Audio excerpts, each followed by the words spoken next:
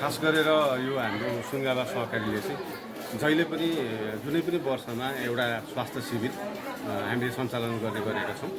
अब योभन्दा अगाडि हामीले धेरै खाले शिविरहरू मुटुदेखि महिलाहरूको पाठेघर जाँचदेखि लिएर लगायतका चाहिँ यो बाथरोगदेखि लिएर सम्पूर्ण चाहिँ हामीले वर्षपछि गर्दै आएका थियौँ भने यो पनि कस्तो थियो भने हाम्रो 23औं वार्षिक साधारण सभाबाट स्वीकृत कार्यक्रम मध्येको एउटा मेजर फङ्सनको रूपमा यो सेयर सदस्यहरूको निमित्त यो आँखा अनि यो आँखा कान अनि त्यस्तै गरेर छालासँग अब यौनजन्य रोगदेखि लिएर सबै खाले एउटा शिविर गर्न हाम्रो बाँकी रहेको थियो र त्यसलाई आज हामीले पूर्णता दिँदै चाहिँ आज शिविरमा हामी लागि परेका छौँ।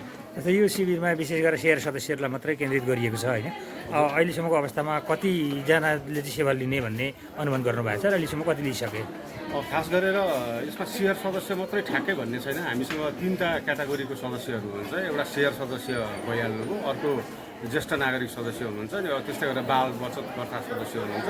तिनै खाले सदस्यहरूले यसमा सेवा लिनुहुन्छ भन्ने अभिप्रायले हामीले निःशुल्क रूपमै यो सेवालाई चाहिँ हामीले यहाँ आज शिविर सञ्चालन गरेका हौँ र करिब अब हाम्रो तिनै खाले सदस्य गर्दाखेरि 2700 हाराहारी हाम्रो सबै सदस्यहरू हुँदै गर्दा हामीले करिबन 500को छेउछाउमा आज हामी 2-3 पट्टिबाट गरिराखेका छौँ।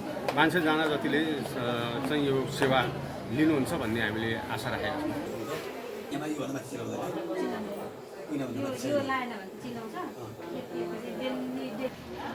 हुन्छ 3 बजीतिर आउँछ।